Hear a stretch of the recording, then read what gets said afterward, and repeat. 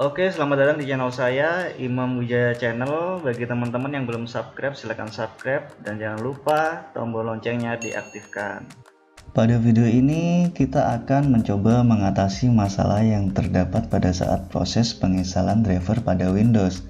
Dimana jika teman-teman menemukan masalah seperti ini, yaitu Windows encountered a problem installing the driver for your device, maka teman-teman harus mematikan sistem keamanan proses penginstalan driver pada Windows-nya dengan cara mendisable driver signature-nya.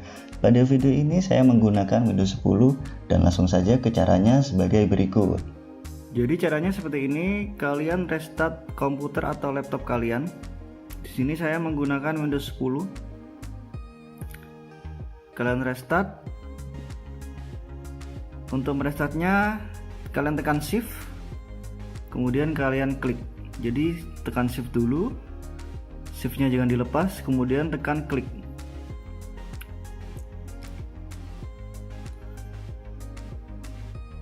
Nantinya akan muncul beberapa pilihan.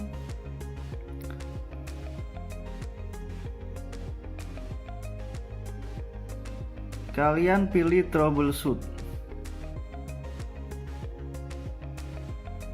kemudian kalian pilih advanced option, kemudian kalian pilih startup setting.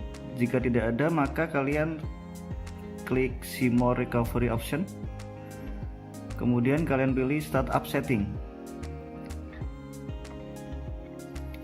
kemudian kalian restart. Setelah di restart nanti akan muncul beberapa pilihan, ada 9 pilihan.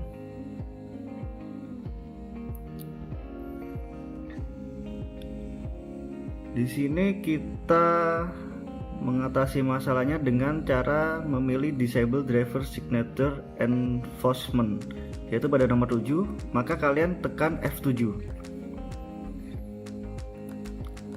Tekan F7.